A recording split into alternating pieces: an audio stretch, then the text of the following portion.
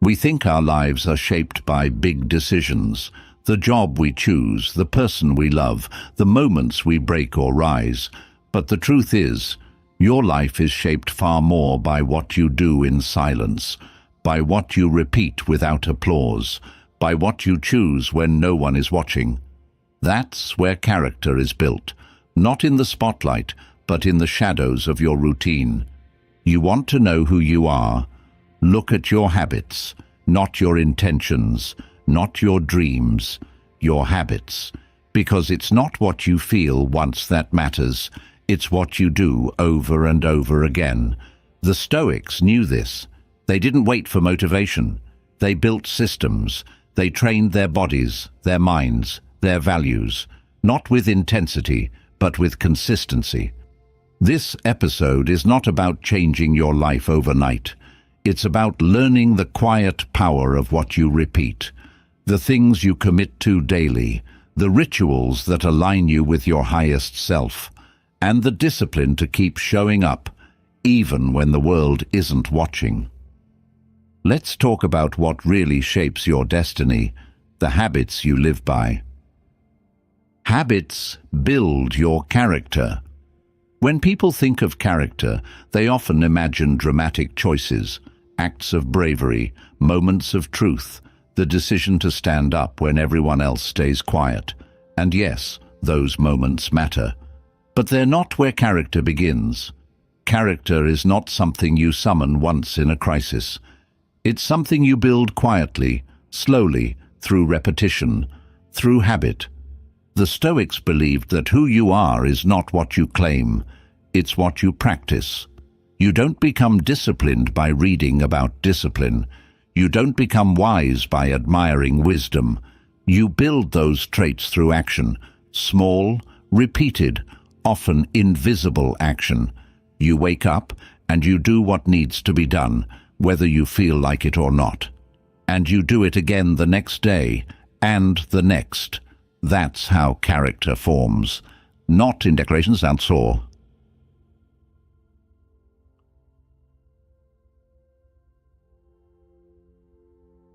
Bambi B Toby. Let's be honest, most people overestimate the power of single decisions and underestimate the power of repetition. You can't meditate once and become calm. You can't read one book and become enlightened. You can't eat one healthy meal and call yourself disciplined. It's what you do consistently that defines you. And often, it's what you do when no one's watching that shapes you the most. Think about this. Every habit you have, whether helpful or harmful, is a vote for the type of person you are becoming.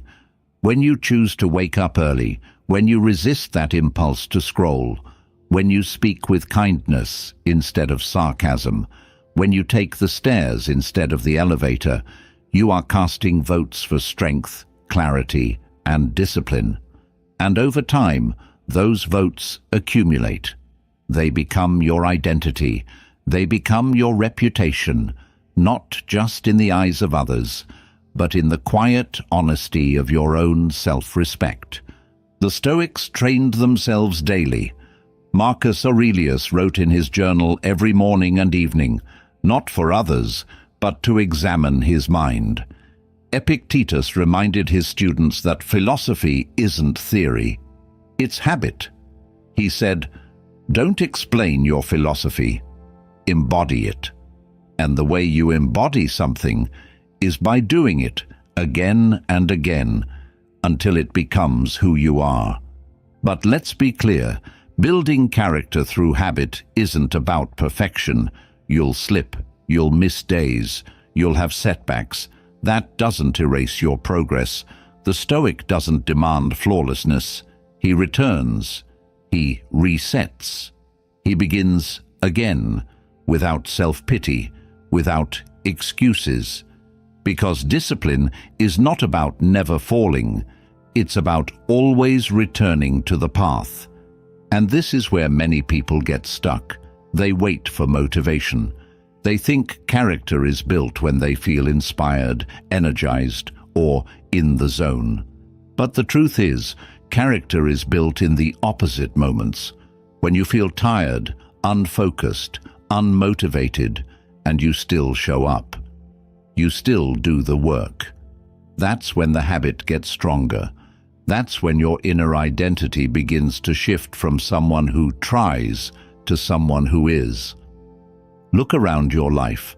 Every result you see, the peace you have, the focus you feel, the confidence you carry, it all stems from habits. Not one-time decisions, but daily ones. And if you want to become someone better, wiser, calmer, more disciplined, you don't need to change everything. You just need to start doing small things, consistently, because character isn't something you earn, it's something you train every day, through what you choose, what you repeat, and what you refuse to compromise on. Your habits are building you right now. The only question is, are they building the person you want to become? Identity grows from repeated action. We often think identity is something we discover, that it's hidden somewhere deep inside us, waiting to be uncovered. But the truth is far more empowering and far more challenging. Identity is not found, it's built. And it's built through repetition, through the small, consistent actions you take every single day. You are not what you say you'll do. You are what you consistently do. And over time, your actions send a message, not just to the world, but to yourself. That message becomes belief. That belief becomes identity. You don't become confident by reciting affirmations. You become confident by keeping your word, by doing hard things, by proving to yourself again and again that you are capable, resilient, and trustworthy. This is something the Stoics understood long before modern psychology gave it language. They didn't talk about self-image. They talked about self-discipline. They didn't focus on personality types. They focused on daily action. Because they knew the only way to shape who you are is through what you practice. Let's say you want to be someone who's calm under pressure. You won't get there by reading quotes about peace. You'll get there by practicing stillness when things go wrong, by slowing your breath in moments of stress, by learning to pause instead of panic. Every time you do that, you reinforce a new identity, a new way of being. And here's the beautiful part. Identity is not fixed. You're not stuck with the version of yourself that's anxious, reactive, or inconsistent. That's just the version you've practiced. If you want to change, you don't need to rewrite your entire life. You just need to practice a new pattern, repeatedly, consistently, patiently. Think of a sculptor working with stone. He doesn't swing once and expect a masterpiece. He chisels day after day, guided by vision, shaped by discipline. That's what building identity feels like. It's not glamorous, it's not instant, but it's real, and it's lasting. There's a dangerous myth in our culture that we need to feel like the person we want to become before we act like them, that we need confidence before we speak up, discipline before we start, clarity before we move. But the Stoic flips that completely. Action first, identity second. You act like the person you want to be, and eventually your mind catches up.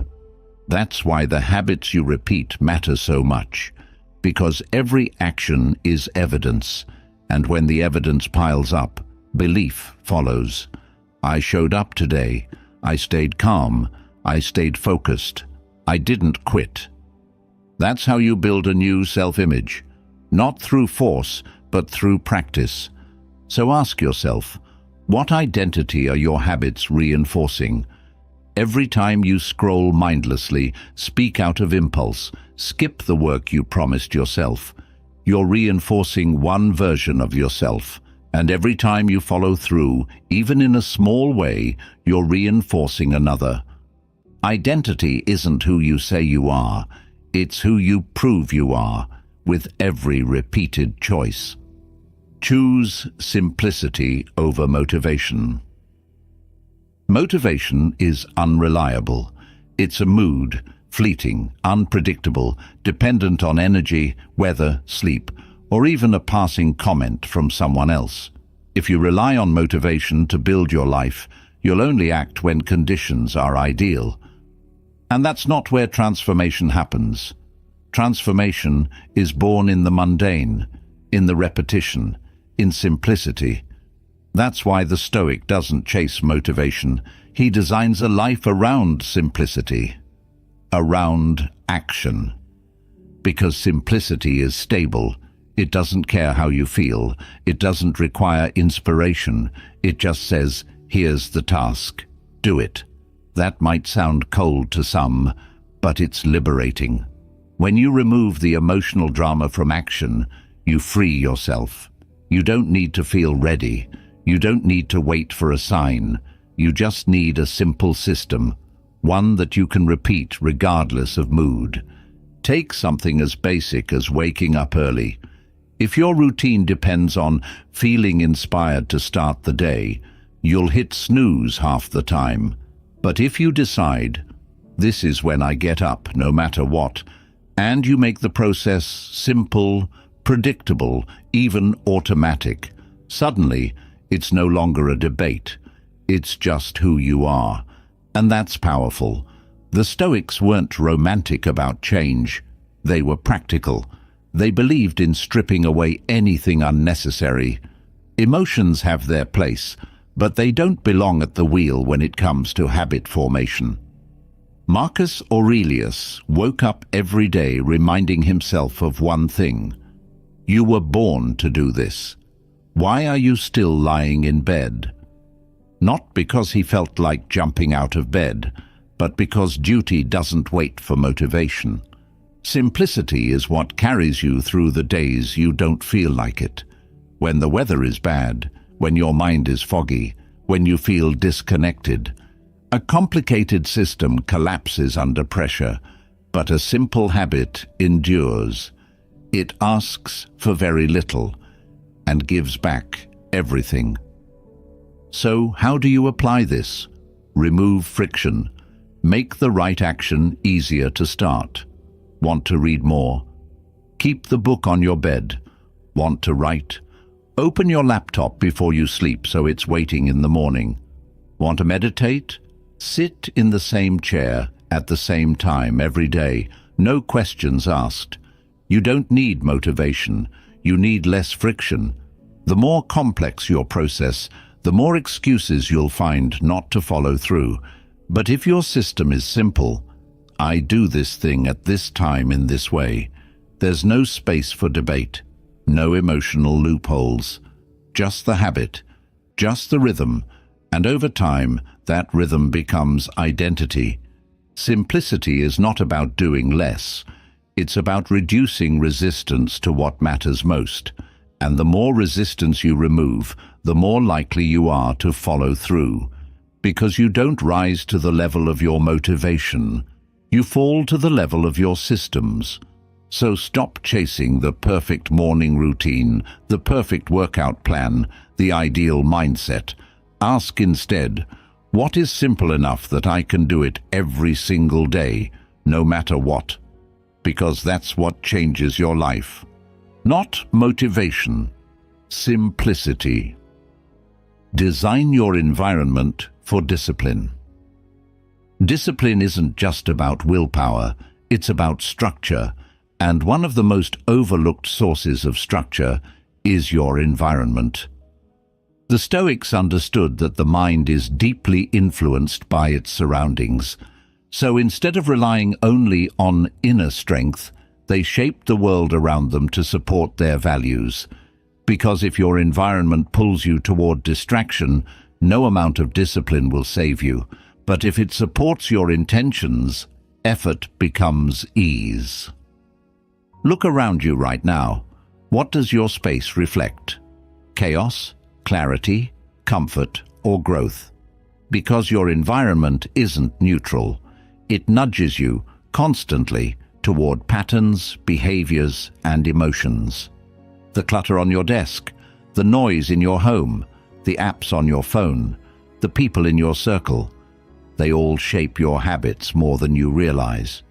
Modern research echoes this ancient wisdom. Studies show that people eat less when food is out of sight, that productivity rises in clean, quiet spaces, that we're more likely to stick to new behaviors when our physical surroundings are designed for them.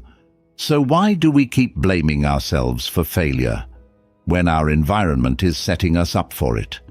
If you want to read more, put the book where you'll see it, not buried behind a screen.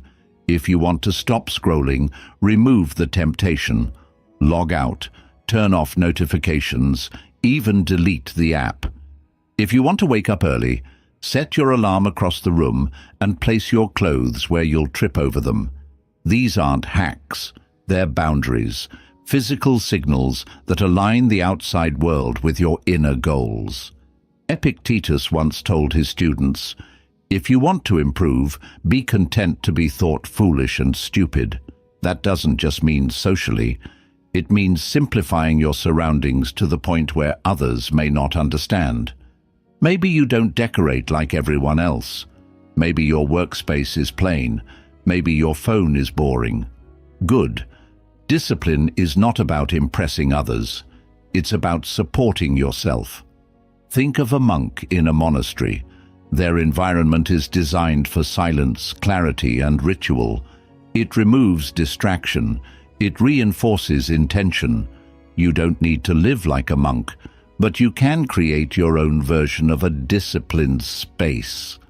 A place that reminds you of who you're trying to become, not just what you're tempted to escape into. But it's not just about physical space.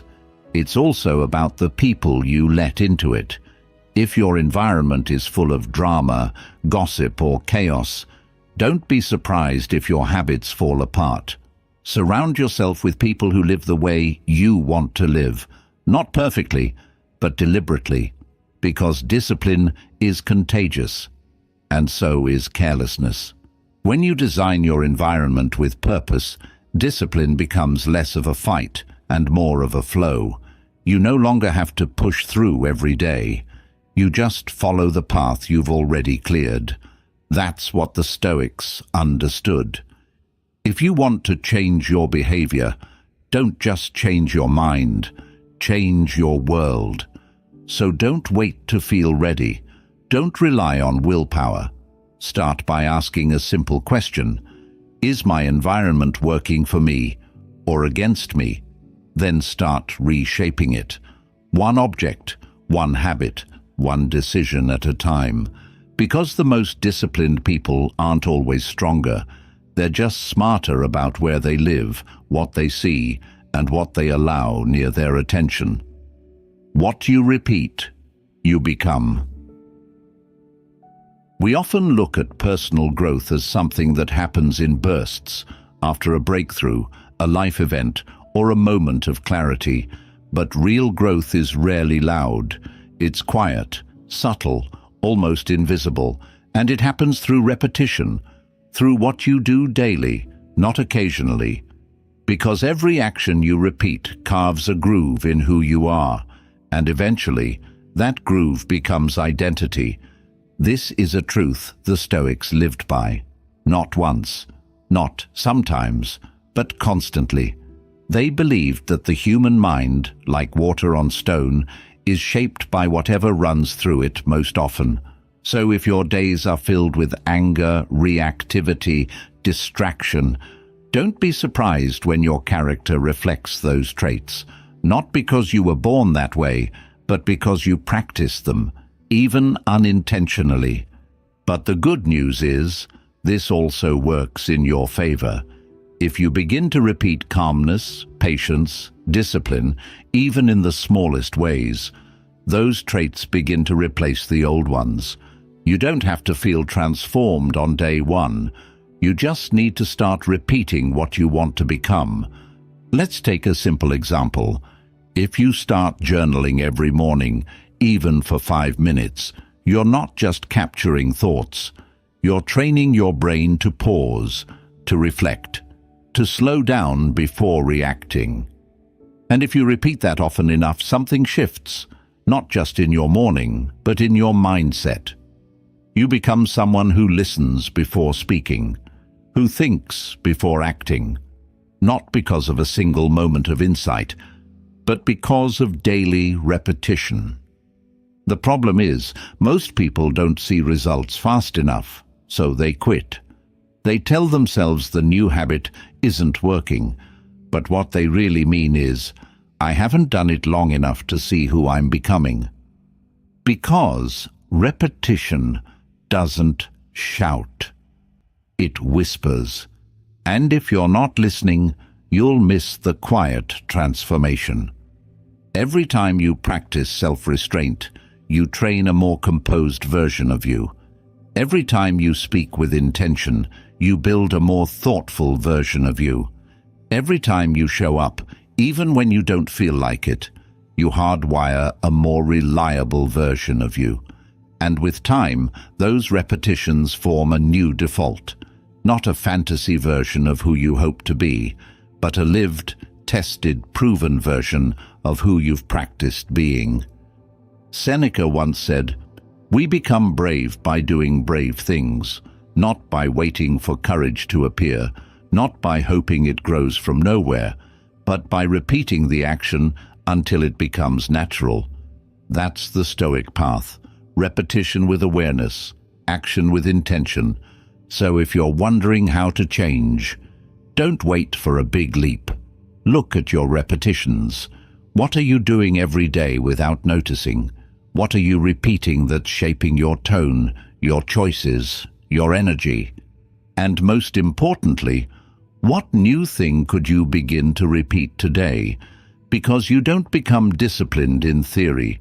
You become disciplined in motion, one repetition at a time, one choice at a time. In the end, you're not what you say you want to be. You're what you keep choosing to become. Small actions create massive shifts. When people feel stuck in life, they often think they need to make a huge move. Quit everything, start over, make some grand gesture to reset their path. But the Stoic understands something different. Real change doesn't begin with extremes. It begins with small, deliberate actions repeated consistently. The kind of actions that seem almost too simple to matter until they start reshaping everything. Because it's not the size of the action that matters, it's the direction. Every time you wake up and choose to make your bed, you're reinforcing order. Every time you go for a 10-minute walk instead of scrolling your phone, you're shifting from passivity to engagement. Every time you pause to breathe before reacting, you're building emotional stability. These are small actions, but over time they create massive shifts in who you are, how you think, and how you move through the world. The Stoics were masters of micro-action. They didn't preach about overhauling your life overnight. They taught self-governance in the moment, in how you rise, how you eat, how you work, how you speak. Marcus Aurelius reminded himself daily that even emperors have to begin with small efforts. The impediment to action advances action. What stands in the way becomes the way.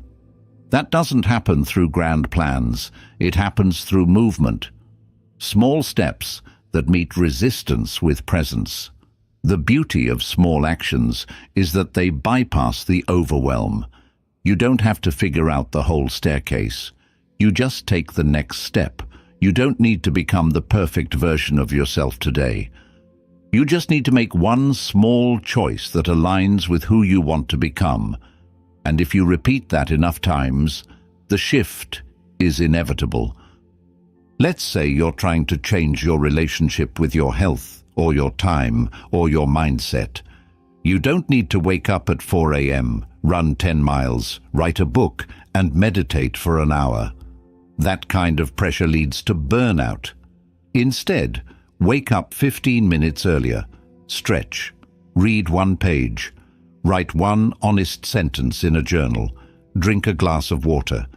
These are not revolutionary by themselves, but they send a message. I am showing up. And that message, when repeated, creates momentum. Most people underestimate the power of daily proof. They want the transformation without the process. But transformation is just a result, and the process is always built from small bricks. Miss one day, nothing changes. Miss 20 days, your old identity comes back. Stick with it for 90 days. And suddenly, you don't even recognize the person you used to be. And this truth works both ways. If you neglect the small things, the decline is just as real. 5 extra minutes of distraction turns into an hour of avoidance. Skipping one task becomes skipping the whole day. And before you know it, small decisions have led to big consequences. That's why Stoicism emphasizes presence, because the small moment is the big one, if you treat it that way. So the question is, what small action can you take today, right now, that moves you 1 inch closer to strength, to clarity, to self-respect? You don't need a revolution. You need repetition. Tiny choices, done with intention. That's where the shift begins. Habits protect against emotional reactivity. Emotions are powerful. They move us, shake us, sometimes even define the course of our lives. But they can also deceive. A sudden wave of anger, sadness, or fear can pull us into words we don't mean, choices we later regret, or silence that costs us connection. That's why the Stoics didn't try to suppress emotion. They trained their response to it. And one of the most effective ways to do that is through habits. Because when emotion clouds the mind, habit holds the structure. It gives you a script when your feelings try to rewrite the story. It gives you something to return to, a rhythm that isn't shaken by mood swings or momentary impulses. Let's say you have a habit of journaling every evening. On a difficult day, one where anger or disappointment threatens to consume you, that habit doesn't ask how you feel. It just says, sit down, write, reflect. And in the act of doing it, you process the storm. You don't explode outward. You turn inward. You find clarity where there was only noise. Or imagine you've built the habit of walking in silence each morning. It doesn't seem like much, but then one day you receive bad news. Your chest tightens, your thoughts spiral, but your feet, out of rhythm, out of memory, begin to move. And in that movement, you breathe. You recenter. You don't suppress the emotion, but you don't become a slave to it either. That's what habits do. They act as anchors. They keep you steady when your emotions try to sweep you away. They remind you, you don't need to feel good to do what's right. You just need to follow through. Because in following through, you become someone stronger than your mood. The Stoics knew the danger of living reactively. When your actions are dictated by feeling, you're at the mercy of whatever comes at you. But when your day is built on stable routines, even simple ones, you create internal structure. And structure protects. Not by numbing emotion, but by containing it. By saying, you're allowed to feel this, but you're not allowed to ruin the whole day with it. Seneca wrote, "No man is more unhappy than he who never faces adversity, for he is not permitted to prove himself." That includes emotional adversity, the difficult moments where your habits either hold you up or collapse. And that's why you don't wait until you're in a storm to build them. You build them in calm, so they'll carry you when the winds rise. This is why discipline is not cold or robotic. It's compassionate, because it gives you tools to protect your peace, not just when life is easy, but when it's hard. especially when it's hard. So take a look at your emotional habits. What do you do when you're overwhelmed, when you're stressed, when you're hurt? Do you retreat into chaos or return to structure? Because the goal isn't to avoid emotion, it's to stop letting it lead your life. And when your habits are stronger than your reactions, something powerful happens. You stop being a prisoner of your feelings and start becoming the author of your responses. Momentum breeds motivation. Most people wait for motivation to strike before they take action. They sit and hope for that spark, that perfect wave of energy or inspiration that will finally get them moving. But what they don't realize is that motivation doesn't come first. Momentum does. Action, no matter how small, is what awakens the drive, not the other way around. The Stoics would have called this one of life's great misunderstandings, the idea that you must feel ready to act. In reality, the opposite is true. You act first, then the feeling follows. You take one step, even when it feels pointless. You do one small thing, even when it doesn't feel powerful, and slowly the movement creates its own energy. The moment you stop waiting to feel like it, you begin to transform. Think of a wheel at rest. Pushing it from stillness takes effort. There's resistance, but once it starts rolling, even just a little, the effort needed to keep it going drops. Energy builds, direction stabilizes, and now it's moving. That's momentum. And in your life, it works the same way. Wake up and stretch. That leads to a walk. That leads to a clearer mind. That leads to better decisions. Suddenly, your entire morning feels different, not because motivation appeared, but because momentum was set in motion. Momentum builds identity. When you show up daily, even with small efforts, your mind begins to see you differently. You go from someone who tries to someone who does, from someone who waits to someone who moves. And with each repetition, the voice of resistance gets quieter. The hesitation shrinks. The need for external motivation fades. Because you're already moving, and that's where motivation lives, in motion. The Stoics didn't wait to feel like philosophers. They practiced philosophy, in hardship, in routine, in silence. Marcus Aurelius didn't journal when he was inspired. He did it daily because he knew momentum matters more than mood. The act came first. The meaning deepened with time. And here's the key. It doesn't take huge momentum to change your direction. Just enough to shift your posture. Just enough to interrupt the cycle of delay. You don't need to sprint. Just don't stand still. You don't need to have the perfect routine. Just start it. The clarity you're hoping for won't come before you move. It will meet you on the path. Most people think the answer is to feel more, but the Stoic knows the answer is to do more with less. To take action without needing an emotional guarantee, and in doing so, they generate the very fuel others wait their whole lives to stumble upon. So ask yourself, where in your life are you waiting for motivation to appear, when what you really need is to move? Start small. Start quiet. But most of all, start. Because momentum doesn't need a reason to begin. It just needs a decision. And once you build it, it will carry you further than motivation ever could. Rituals reflect your values.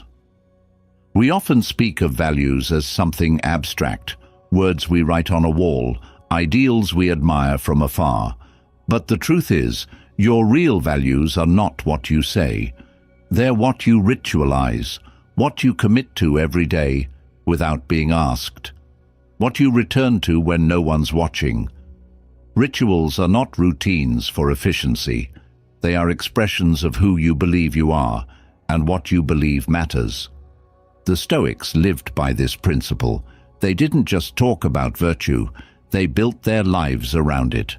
Marcus Aurelius didn't wait for wisdom to appear. He created space for it every morning in his meditations. Epictetus didn't just teach control, he lived it through structured discipline. Their rituals, whether writing, walking, reflecting, or reading, weren't for productivity. They were declarations. This is what I value. This is what I practice. Rituals create identity. When you sit to write daily, even without brilliance, you're saying, I value reflection. When you rise early to train your body, you're saying, I value strength. When you pause to meditate, not when life is peaceful, but when it's chaotic, you're saying, I value clarity over noise. The ritual becomes a mirror, reflecting the inner truth of what you honor most. But here's the thing, not all rituals are conscious. Many are accidental, and they still speak. That endless scroll before bed, that's a ritual, and it says you value distraction. That emotional reaction you repeat in conflict, that's a ritual too, and it reveals a habit of self-abandonment. We're all practicing something. The only question is, are your rituals aligned with your highest values or your lowest impulses? This is why the Stoic life is so intentional. It's not glamorous. It's not built on grand visions. It's built on quiet repetition, not of productivity hacks, but of character-building actions. Rituals aren't about doing things perfectly. They're about doing things purposefully. Over time, that purpose seeps into the way you move, the way you think, and the way others experience you. You don't need a complex system. A ritual can be a breath before speaking, a handwritten note each morning, 5 minutes of silence before you begin the day, a disciplined shutdown at night. It's not the length or complexity of the ritual that matters. It's the consistency, the intent behind it, the silent message it reinforces in your mind. This is who I am. And yes, it takes discipline, it takes structure. But once a ritual is in place, it becomes more than a habit.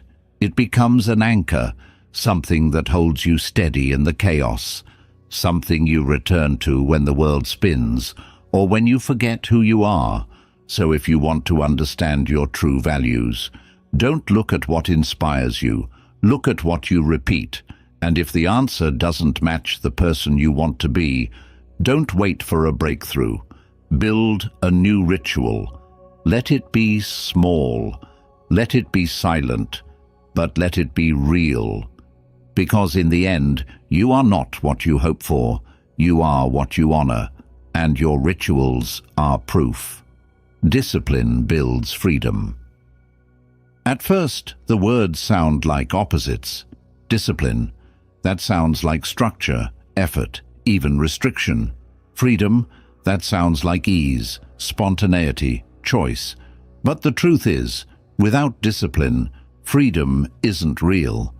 It's an illusion, because the absence of discipline doesn't lead to peace. It leads to chaos. It leads to distraction, regret, and wasted potential. True freedom, the kind that lasts, is built on the back of structure. The Stoics knew this. They didn't fear discipline, they embraced it, not as punishment, but as a pathway. Because discipline means you don't need to negotiate with yourself every day. You don't live at the mercy of your moods. You don't wait for the right moment. You decide once and then follow through. And in that decision, you free yourself from the daily battle of indecision. Think about it. The person who trains daily doesn't have to worry about their health spiraling. The one who guards their focus doesn't feel scattered by every notification. The one who speaks with honesty doesn't have to remember lies. Discipline reduces the burden of chaos. It creates simplicity, and that simplicity becomes peace. And it's not about rigidity. Stoic discipline is not cold or harsh. It's rooted in self-respect. It says, I am worthy of structure. I am worthy of a life that reflects what I value. That's not confinement, that's alignment. And from that alignment, your best energy emerges. Without discipline, you're not free. You're trapped by impulse. You say yes when you mean no. You avoid discomfort even when growth is on the other side. You follow every urge, hoping to feel better, but only getting more lost. But when you live with discipline, you begin to choose your response. You begin to live with intention. You begin to rise, not by chance, but by choice. And yes, discipline is demanding. It asks you to show up when it's hard, to say no to the easy path, to stay consistent when no one applauds you. But that's exactly what makes it powerful, because every act of discipline is a statement. I choose to lead myself. Seneca once said, no man is free who is a slave to his body. That doesn't just mean physical indulgence. It means letting your urges, your distractions, your fears dictate your behavior. True freedom is the ability to say, no, I decide. That power doesn't come from wishing. It comes from training, from structure, from discipline. So if you want to feel free, free to think clearly, to move confidently, to live with peace, don't avoid discipline. Build it, make it yours, not as a burden, but as a gift. Because once you've trained yourself to act on what matters, not what's easiest, you'll discover something most people never do. The most liberated life is the one you've built through quiet, consistent self-mastery. In the end, your life is not shaped by what you wish for, but by what you return to, day after day, breath after breath. The world will try to pull you in every direction, toward distraction, urgency, and noise. But habits are how you stay anchored. They are the invisible architecture of your character, the proof of your values, the foundation of your freedom. You don't need dramatic change. You don't need a perfect plan. You need a system, a rhythm, a simple set of actions that reflect who you want to become. And if you show up for them daily, they'll show up for you in return, in your focus, in your peace, in your quiet strength. That's what Stoicism teaches us, that power is not found in intensity, but in consistency, not in the noise of effort, but in the silence of discipline. So choose your habits wisely, design them with care, and return to them, especially when you feel lost, because the person you become is hidden in what you repeat. If this episode spoke to you, don't just keep it in your mind, keep it in your routine. And if you know someone who needs this reminder, share it with them, because transformation doesn't happen in one moment. It happens quietly, habit by habit, together.